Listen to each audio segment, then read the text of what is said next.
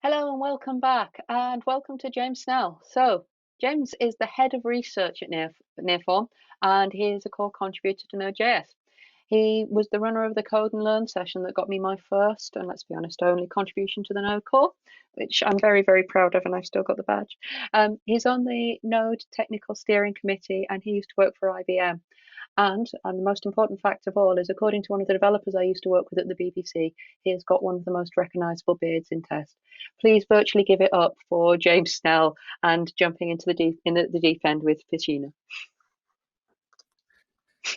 Hey, thank you, Katie. So it's good to know you still have the badge. Do you have it somewhere prominent? It's in a special bag because the back broke off of it, but I look after it still. Oh, okay. I've got an extra one. If you lose that one, I'll slide you an extra I'll let you know. one. Alrighty, yeah. Thank you very much. Okay. So, hello everyone. I am James Snell. I am head of research at Nearform. As Katie said, I am a core contributor to Node. Which basically means that I get to work on Node all day long, adding things, fixing things, typically fixing the things that I added. But it's a lot of fun. One of the things that we added recently was worker threads. It was added a number of years ago. But earlier this year, we discovered that there's still a lot of misconceptions, and a lot of folks don't quite understand how to use them. We had one issue that was open, for instance, where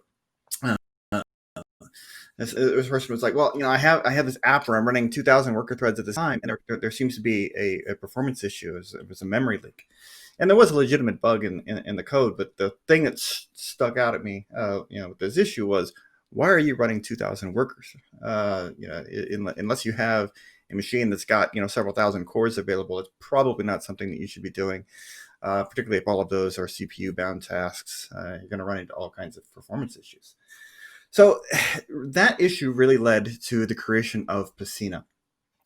Piscina is a worker pool, a worker thread pool project. And to understand really about kind of how it works, let's kind of step back and look at the anatomy of worker threads in Node to kind of see how they work so we can understand what's happening under the covers. Every worker thread in Node is essentially a separate Node instance. It has its own copy of the Node environment, which is where we maintain all of our internal state, its own V8 isolate, its own V8 context, and its own instance of the libuv event loop running in its thread. All of those, whether it's the main thread, all of the worker threads, all share a common libuv thread pool. So all of the things like reading from a file system or accepting a network request or whatever, right? That's happening in this shared environment, whereas each of the workers themselves have their own distinct node environments. So there's a lot going on in there. In each one. So every time, if you're creating 2,000 of these things, you're essentially creating 2,000 separate copies of Node running at the same time with their own event loops, all contending for the same CPU space. They have the same memory, everything else. So you have to use them diligently to know what to be able to realize any performance benefit out of them. So a couple of key questions come up. What are the best use cases for worker threads? Are worker threads optimized for I/O or compute-intensive tasks? How many worker threads can or should you create? And how do you know if you're using them correctly? Well, worker threads are best used to move event loop blocking tasks, so compute-intensive tasks off the main event loop. But only if those cannot be optimized in other ways. I'll talk about that here in just a bit. Again, we really want to focus on compute. Anything that is already optimized for asynchronous I/O in Node is going to see very little to no performance benefit moving them to a worker thread. There's no single answer to the number of worker threads that you can create. Piscina, for instance, will typically go 1.5 times the number of cores you have available. It really depends on what those threads are doing, how active they're going to be. The thing you want to avoid is having those contend with one another for CPU time too much. A little bit of contention is okay, but you really have to tune it to what it is you're doing. So no single answer. It's just whatever your application is doing and what makes the most sense. So you have to do a lot of profiling. How do you know if you're using worker threads correctly? This is the much more difficult question, and this is why a project like Piscina exists. So Piscina, we wrote it earlier. I think that's like last year, earlier this year. I have to say, Anna Henningsen did majority of the work on this while she was with us at Nearform. It's written in TypeScript. It supports both CommonJS and ES6 module usage. You can install it with npm or yarn. Just npm install Piscina or add from yarn. It's really straightforward to use. You create the instance. You tell it which worker you want it to run. And then you give it a task, or many tasks for it to go off and do. Now, what Piscina is doing under the covers, it's maintaining a pool of available workers that are going to run those tasks as you submit them. When they complete, it's going to resolve the promise that run task gives you. The QR code here will just take you to the project on GitHub. So you can dig in more. But we're going to go through some code here in just a bit to explore. Some of the features of Piscina, before we get into more of the code. Fast communication between threads. We are using the optimized communication channels. You heard Anna talking about message ports and some of the worker communication channels yesterday. We are covering fixed task and variable task scenarios. We'll talk about that more. Flexible pool sizes. You can tune the number of workers that are available. Proper async tracking integration. Basically, Node has built-in mechanisms for asynchronous resource tracking. If you're familiar with the async hooks API, we're integrating with that correctly. We're tracking statistics. We're running wait times. You can see how efficiently you're working, and we're going to be incorporating the event loop utilization stuff that Trevor talked about yesterday into this as well. You can cancel tasks using a abort controller and abort signal. Supports enforcing memory resource limits. So if a particular set of workers go over a certain memory usage or CPU usage, whatever, you can limit those. And like I said, it supports CommonJS, ESM, TypeScript, and native add-ons. So it's very flexible. The whole reason Piscina exists is to take the guesswork out of using worker threads correctly. Now, one important point is Piscina and the worker pool model. It's not the only way of using worker threads correctly. It's just designed to cover majority of typical use cases. So let's switch over and do some examples. I'm going to switch over my screen here and share some VS Code. Take just a second. The code is out on GitHub. If you go to github.com/piscina.js, I'll put the links in the chat afterwards, and I'll have them on Twitter as well. But the project itself, like I said, really straightforward. Once you've installed it, you're going to just require Piscina and get the Piscina constructor object. You generally only want to have one instance of this per process. The reason is, it's maintaining a pool of these workers. If you have multiple pools active at the same time, then you can run into some issues with those contending with each other since they're not aware of each other. Fortunately, as I'll show you later on, it's possible to have a single instance of the pool running multiple workers per task. So so in this example, we're just creating one worker for the entire pool. It's not the only way to do it. So generally, you only want to have one of these running. Once you've created it, you give it a task. And a task is really just an object that describes what work you want it to do. The worker.js that you give it is the thing that actually has the code for that. Consider the object that you pass the run task. These are just the input arguments for that task. That's going to give you a promise back that you can wait for the results. Whenever that worker thread is done executing that task, it's going to give you the result and get back to you. The workers themselves, very straightforward. It's just a module that exports a function. Now that can be a regular synchronous function, or it can be an async function that returns a promise. Piscina will do the right thing either way, and it'll just work. You can also use ESM, like I said. So if you're using that ESM syntax, it'll just work. You pass it to the MJS file, and Piscina will just do the right thing when it's loading that. Tasks can be canceled. So just talking about this, you can use the abort controller that's out on npm. So if you just npm I abort controller, you'll get a fantastic implementation of that API. Or you can use the new abort controller that's built into Node. If you're on Node 14 or 15, it'll be there. Once you create the task, you go in. You can pass in the signal for that, and then later on, if you need to, you abort controller abort. It sends a signal, and the promise will be rejected.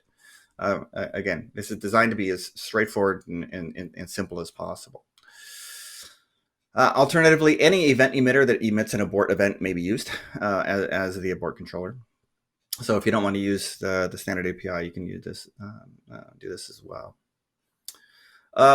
Sometimes workers need to have some initialization. Maybe you need to connect to a database or do some other initialization step.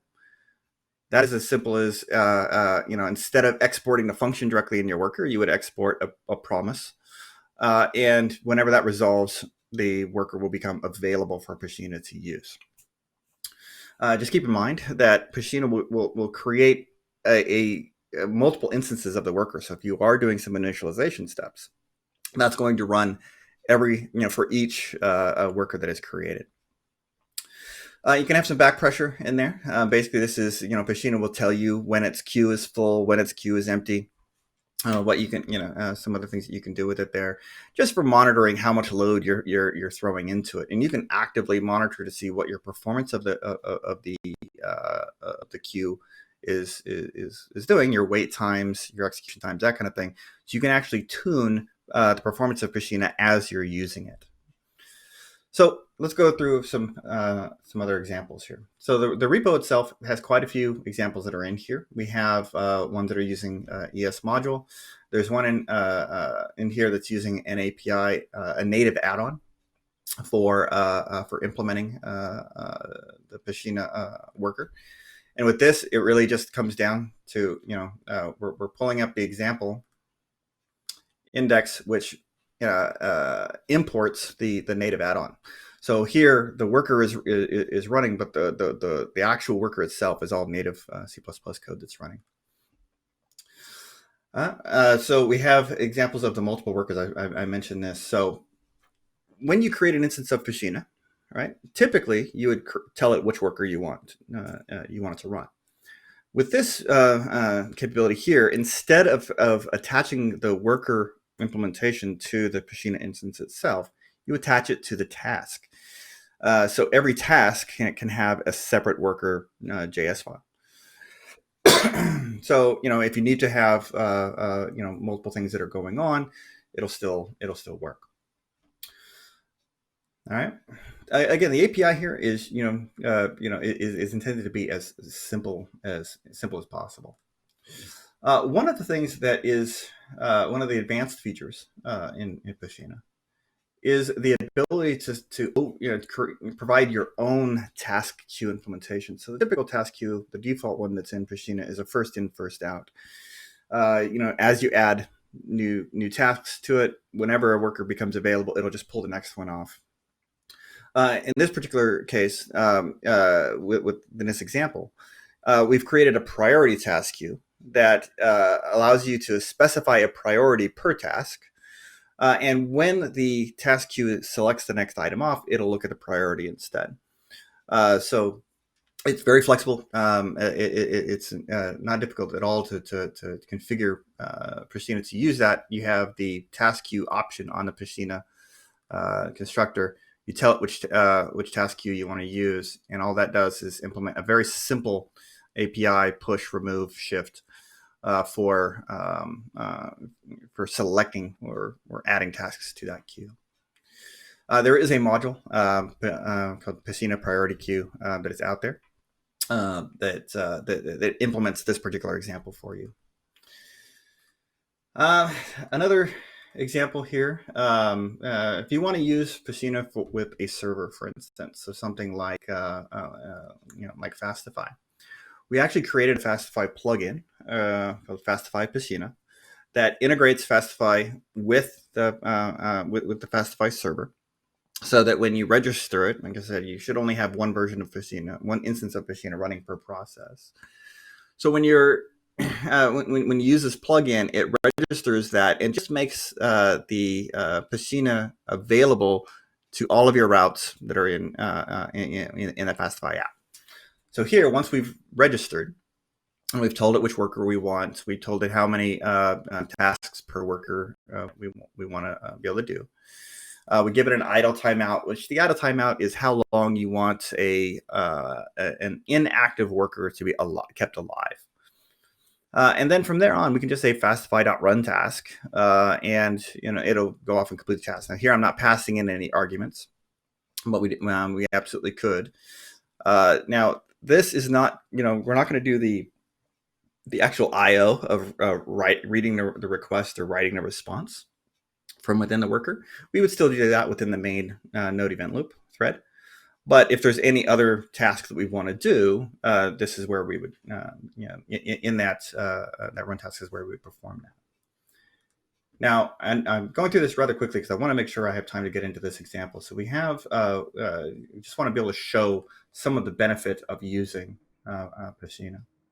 So we have this example of doing React server-side rendering, which has always been rather slow. All right, so let's pull this up. Okay, we have two examples of the server, and the pooled and unpooled. The pooled version uses Piscina to go off and do the rendering, the React server-side rendering. Unpooled just renders the components directly, and we're using pretty standard React server-side run model. All right, we're going to declare a route. We're going to give it some a template to do. It's going to render that template on every on every request. All right, so we are using AutoCannon, which is a benchmarking tool that Matteo created. So let me start the server. We're going to do the unpooled version first. Again, this is just using without the Piscina. And let's throw some load at it. So we're going to do AutoCannon localhost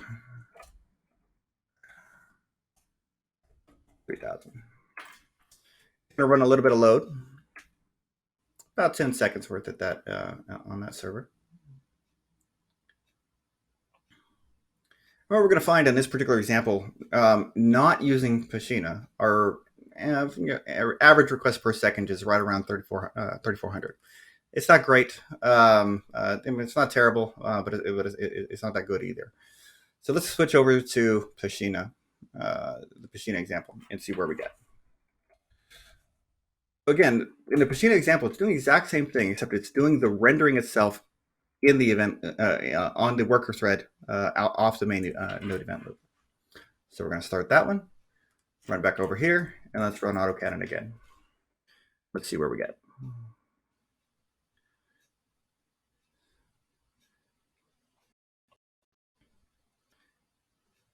All right, what we see here, if we look at the same number, we've essentially doubled the request per second just by taking that compute intensive workload and moving it off to the worker threads. Our latency is down. Our latency per request is down. If you look at the average, we've cut that in half, and we've doubled our requests per second. You can see here, we were able to do, with unpooled 32,000 requests in 10 seconds, and with Piscina, 62,000 requests in 10 seconds. Again, all we've done is moved that workload into the into Piscina. So how did we do it? We're using Fastify Piscina, the plugin. Whenever we get a request, we're telling it run task. We're passing in the arguments. If we go and look at the worker, we can say all that's doing is generating the React component, taking the inputs. And so every time we receive a request, that's just happening in a separate thread. Within Piscina, what's happening is every single time we get a request, that's going into the task queue. The task queue, where it'll sit in the task queue until there's an available worker. If necessary, Piscina will scale up the number of worker threads that are available. Here, we're specifically specifying that we have a minimum and a maximum that are exactly the same. So we're just going to say there are 6 worker threads on this particular machine I'm benchmarking on. There are 4 cores available. So we've gone 1.5 times the number of cores. And those, as those requests come in, they sit there and wait until a worker is available. The worker processes it, returns it, resolves the promise. Once the promise is resolved, the Fastify request gets completed. If we look down here at the bottom, we can see the example of we're monitoring what the wait time and the wait time for mean, the max. It's actually we use an internal histogram for checking this, how long a task was waiting in that queue before it was picked up, which you can tune based on the number of workers that you have available. We also can say what is the mean, max, in just general histogram of all of the runtimes for the workers. So you can see exactly how long your workers are taking to run. And again, here very soon, we're going to have the ability also to track how efficiently you're using your workers using Trevor Norris's new event loop utilization metric that he introduced yesterday. So overall, here the lesson should be fairly clear.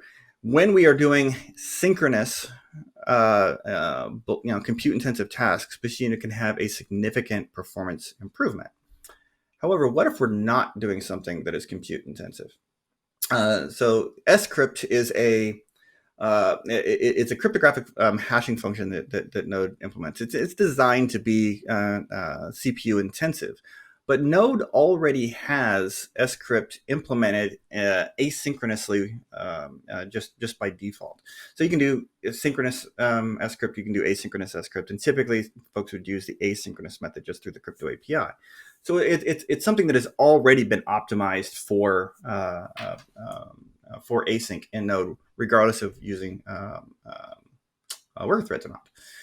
So in this particular example, we have a few different options. We're going to run it pooled,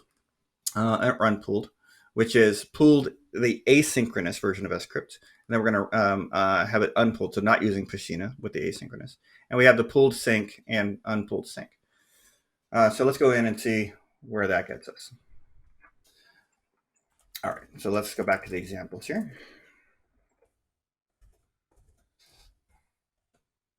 All right, so if I run the, let's say, unpooled sync.